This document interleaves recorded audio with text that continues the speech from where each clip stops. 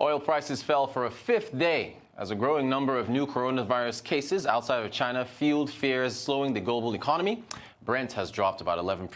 WTI has declined about 10.6%, biggest five-day percentage losses since August of 2019. On Wednesday, for the first time ever, the number of new coronavirus infections outside China, the source of the outbreak, exceeded the number of new Chinese cases. This spread to large economies, including South Korea, Japan, and Italy, and has caused concerns that fuel demand growth will be limited. Now, the fast-spreading coronavirus from China is a threat to Nigeria's primary source of revenue, which is oil. If it remains in the $50 threshold for a significant period of time, then the country could begin to see even more pressure on its exchange rate, as well as its already struggling fiscal space. Meanwhile, Nigeria has executed an aggressive tax boost, which many criticize as a further dampener for an economy that needs all the help it can get. Senior partner at KPMG Nigeria, Ajibola Olomola, discussed this further. We saw recently an increase through the finance bill of the VAT rate from 5% to 7.5%, yes, which for most people will represent an increase in tax spending. That is supposed to have an effect also, hopefully not too much of a dampening effect on consumer spending. So obviously with tighter controls around spending, which will be introduced courtesy of the Finance Act, what you then find is that the environment is getting a bit tighter. However, you must bear in mind that this does not signal further tightening down the road, as opposed to further closure of revenue gaps, because Nigeria currently faces a revenue crisis, yes, indeed, and not so much crisis in other areas. Yeah. So if you can close the sources of revenue losses to the Federation account, then Nigeria might be able to ride out the storm. Okay, so with regards, since you mentioned the Finance Act of 2019, which of course has been signed into law by President Buhari, what would you say the reaction has been from your purview?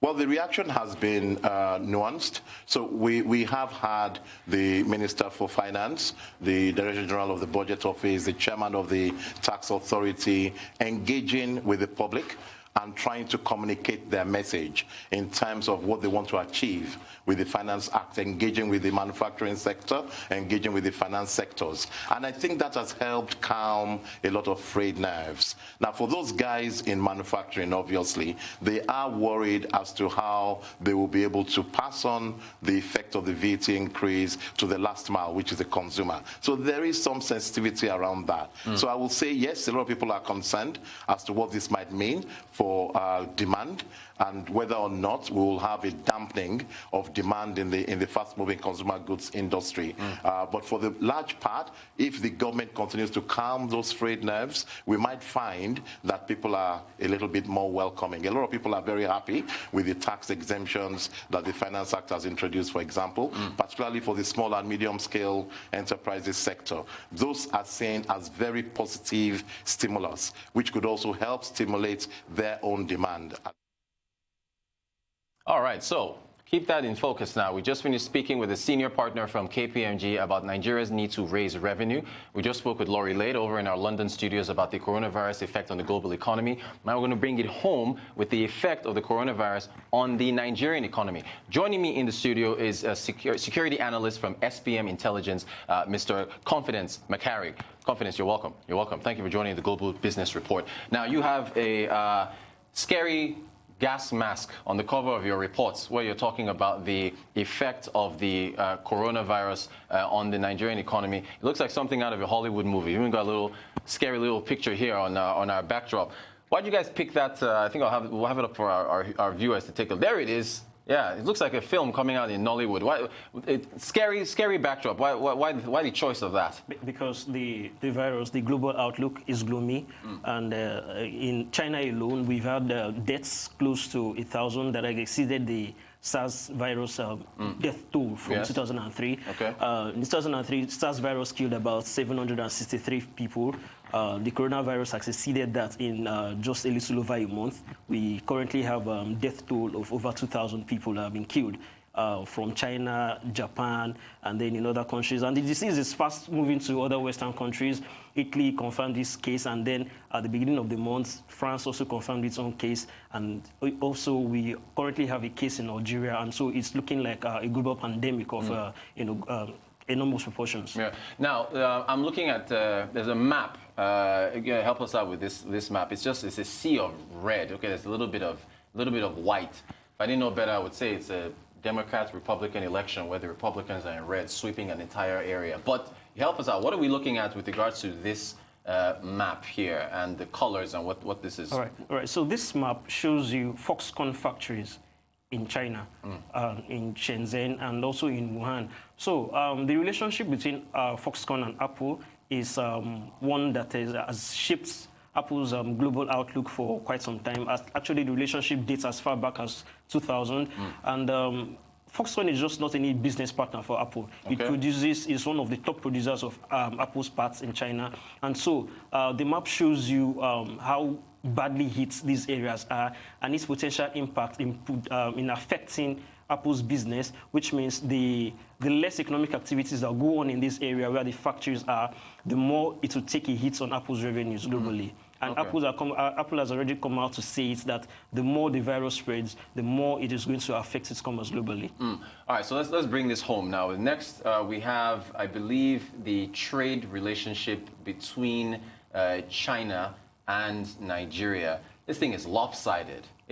Look at that. The blue line, China exports to Nigeria as a percentage of world exports, and then the red line, which is where we come in, China's imports from Nigeria as a percentage of world imports from what is this now? Confidence from 2000 through to 2018, we barely touched 0.1%, which was what, 2014?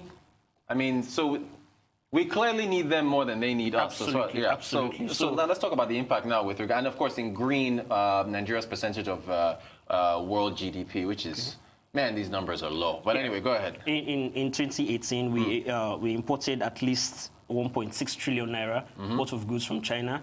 And then in 2019, it increased in the same year, half year in 2019 to 1.99 trillion. And as at 2019, the volume of trade, it was at least 24% of our imports from outside was from China, 24.6%. Right. And so we import a lot of things from them, chemicals, plastics, electronic parts and everything. So it's a lot. And also China-Nigeria trade relations, it's one that, aside from oil, commodity investment and everything, because our non-financial investments in Nigeria from China as of April 2019 stood at $15.3 billion. Okay. That was in 2011. It's now increased to first half of 2019, it was 1.9 trillion. Okay. So you understand that this is very, very important. We import a lot from China. And so the things we import, the products, many of the factories are there in China, many of these places where the virus was hit, Wuhan, Shenzhen, and the rest of them. So if these factories are unable to produce because of the lockdown that is in China, it is definitely going to affect exports to Nigeria. And then our revenues are going to take a hit because of the import duties. You're not going to be getting them, and also revenues. Wow. So, okay, now, I remember, just to emphasize the relationship between between us and the Chinese, the yuan swap, right? So to aid traders who are bringing in funds, the central bank provided yuan directly to. It was a yuan swap with naira where they could bring it in. So of course that's also couched into all this, where that's also going to be affected. So right? It's not just the yuan swap. Nigeria depends a lot on China. As early this year, the government plans to borrow at least $15 billion in loan from China to finance the 2020 budget. And since China, production in China has already slowed, it is very difficult to get this loan because the Chinese government will be looking to shore up its economy and its revenue, and it leaves little room actually for international trade. So it is not as though we are getting that $15 billion loan anytime soon. It's not good. Okay, we've got, I believe, crude oil is our next point of discussion, which we've touched on already. That also, I think, where are we now? 53, 54? 57. Yeah, well, that's the benchmark is 57, but I think we've fallen below there. So that, of course, is another area where we might feel some pain. Actually, China does not import as much oil from Nigeria as India does. Right. And, the Nigerian government is looking to diversify from oil, and oil economy stands although other sectors are trying to, outdo the revenue that oil gives. It's still the top. It still tops. Yes. The problem now is if other countries that are grappling with this pandemic, this epidemic, coronavirus epidemic, their attention is focused on combating this virus in their economies and in their countries, which means it leaves little room for trade. And then if OPEC refuses to cut production, the global appetite for oil dampens. It is going to severely affect Nigeria's revenue from oil, which means although we are not suffering the inputs directly from China, global outlook is not looking good. Right. It's not looking good at all, because once the world economy moves away from importing oil due to its attention focused on containing the virus, Nigeria's revenue from oil takes a hit, and it's not looking really good on us. Right. Okay, so play scenario here. How does Nigeria get to a point where it's like, okay, we can live without trade with the Chinese, or not have to depend so much on it? So no nation can survive on autarky. It can't stay and say, okay, I don't want to trade with other people, and it can barely survive because no nation actually has it all. For we to move away from over-dependence on China, it's going to take a lot because most of the things we get from China are gotten at cheaper rates compared with the West. So if the Chinese economy takes a hit, it's going to affect us. So for we to attain a level of sufficiency, it's going to take a whole lot policy-wise. The Land Use Act is one of those issues, those thorny issues that we've taken years to, there have been lots of talks, to review and maybe possibly to repeal the Land Use Act, which actually impedes business. It's a lot more Herculean than it actually seems. And the Nigerian government is not willing to do the work. And apart from that, the signal the government sends to investors is not looking good at all. We had the issue of Gokada and other ride-hailing services in Lagos, who initially they slapped them with a $25 million registration fee, and then next thing we know, they banned them. Yes, go ahead. 25 million naira. 25 million naira. Naira. You said dollars, which would have been like, wow.